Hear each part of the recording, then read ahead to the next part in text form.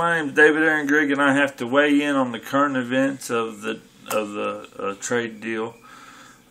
This is why, as Russia and China are cahoosing, it's making me uneasy. I think we need one flat, safe trade and transit tax. That way, everybody who participates in our economy can participate with their debit card. They just buy stuff and earn points. And it allows other people in other countries to join the United States Social Security system and participate.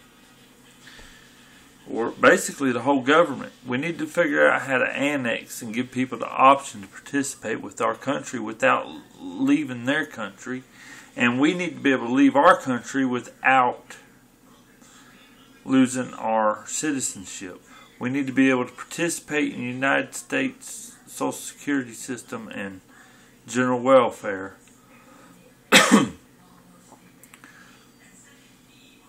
And get ahead of the bullies and stuff and actually integrate all these nice communities into our economy for defense. Okay, and innovation, like exploration of our natural surroundings. One flat, safe trade and transit tax is what I'm trying to get passed, along with the ability to see and correspond with the legislators in real time on each line item as it's presented to us via the webcast. It can be on the sideline. You can click on it, leave your comment, go about your day, know your views were recorded. We need to eliminate the war on drugs. That way we can get respect back to the law authority, the people who are charged with keeping our civil order safe and people accountable for assaults on each other, not infringing on their liberties and their pursuit of happiness the way it's commonly dealt with. If we have a reasonable expectation for transcending into full liberties from a youth to an adult, that would be sufficient, as long as we keep the elusive substances away from the children. I agree. Allow the children to become set in their ways before they start recreation with substances, and they probably will not have much of a taste for it. As long as it's okay. This flat, safe trade and transit tax does away with the crooked insurance schemes that we have to promote security in our assets. We can do that with the flat trade and transit tax on sales tax. Okay. If we do this, we'll have accountable states. The states have to be accountable for any terrorist or anybody that travels through their state to perpetrate a hostile, aggressive act against each other. Like if Mexico opted to join us and made their 3 states there, and they were 100% with us, that's good, but they'd still be each one of them states coming from the Gulf of Mexico, the Panama Canal up, would be accountable. That'd be 3 different people held accountable for allowing terrorist transit to perpetrate. One safe trade and transit tax would enable us to appropriate the funds to delegate to the highways in which enable the safe trade and transit, and allow us to alleviate the burden of paying for the utilities on the fossil fuel industry, and hopefully eliminate the fossil fuel industry. Okay, my tax system, my flat, safe trade and transit tax system, will have a surplus to buy investments. Like, actually, if we bought the railroads like we've bought, like this railroad, it's a government. If it's a government-held entity, government-held railroad, the government should not be able to liquidate that asset to private investors. No, that should be something that's under the citizens' belt as a tax-paying as a utility. Matter of fact, they should charge, if possible, to maintain that utility to the people shipping the cargo on it, with the safe trade and transit tax. Okay, it's simple. If you do a transaction, you have to do sales and trade tax. You might get away with anything under a $20 purchase without any. But anything else, you got that tax on there, and that takes care of all the insurances, all liabilities, all of travel on the highway. Every vehicle's covered. You'll still acquire points, which inhibit you from driving if you're reckless and negligent. But the safe trade and transit tax will be paid for. If I have a bucket of paint and I buy a bucket of paint, I can go and apply it with a reasonable expectation of just good, safe trade, insured safe trade, you know. Why not? Because I can't afford $10,000 to buy workman's comp and go on certain properties and work. That is the only thing preventing me from getting my act together and making a surplus amount of money instead of running a deficit like I am.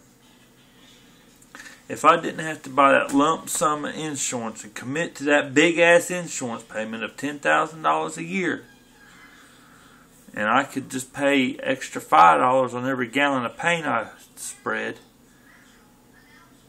for my workman's comp, whatever, that would be fine with me. That would enable me to take on very vast amounts of work that is closed to me as it is right now, because I cannot afford that $10,000.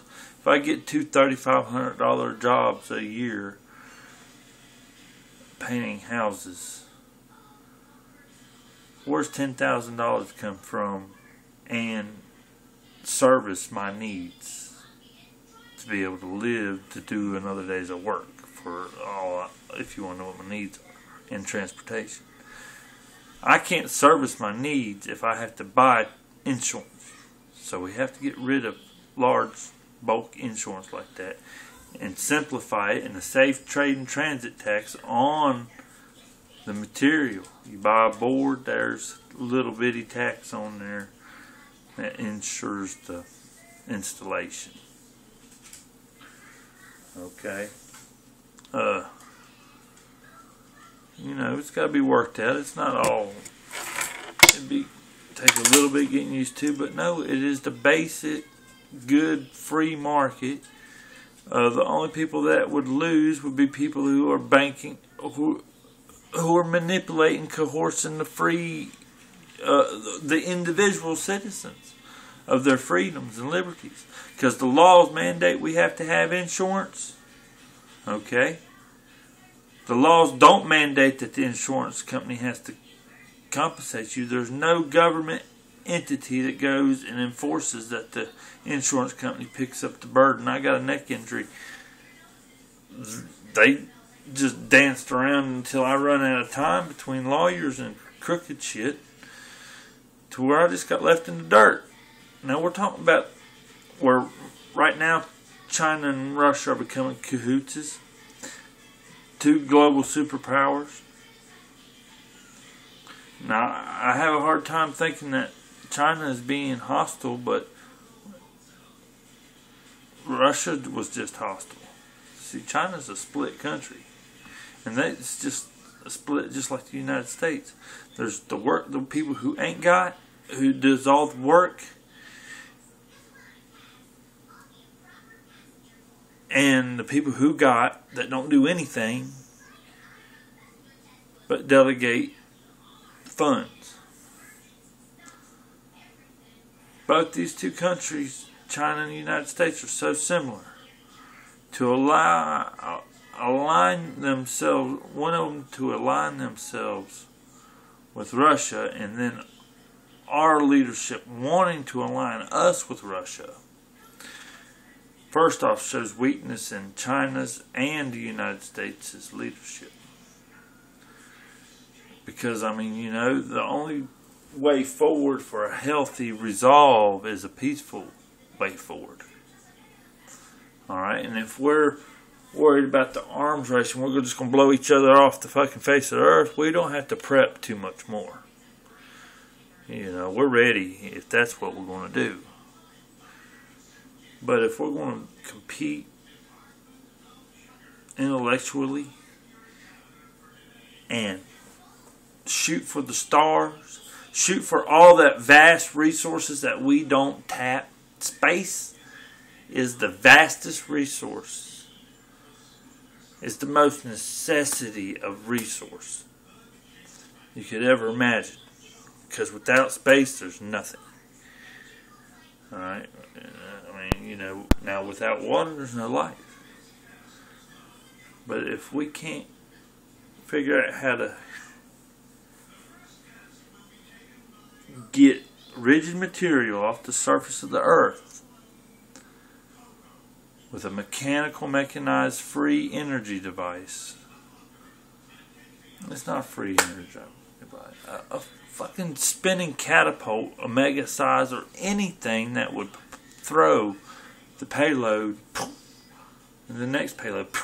That's one giant wheel spinning with fluid locks to balance it as the payloads cycle through and get excreted into space. Now, the only reason I say rigid is because people will not be going that way. We will not be excreting ourselves into space at 30 or 40 G's. No, humans have to glide up. Still a free energy device compared to the alternative, rockets.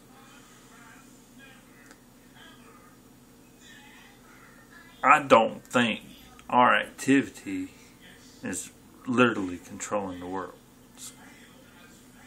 heating the world. We do go through cycles. Now, it's not allowing it to rebound and rebuild. Anyhow, I'm all about getting off of oil. I hate that everybody in the world and all the countries are addicted to oil. I hate it.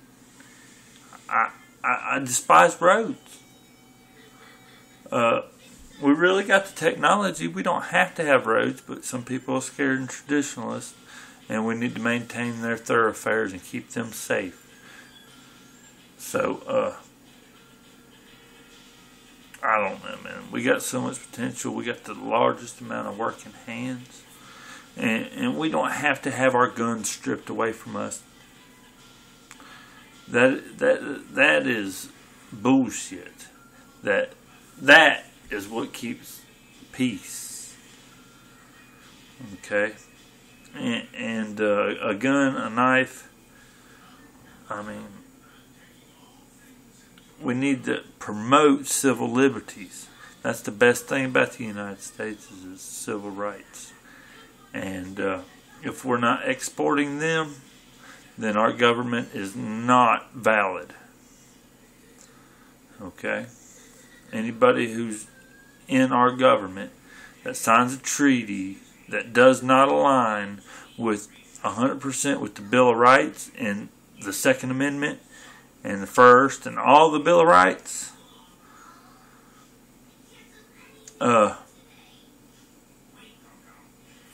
is basically just straight up conceding their leadership.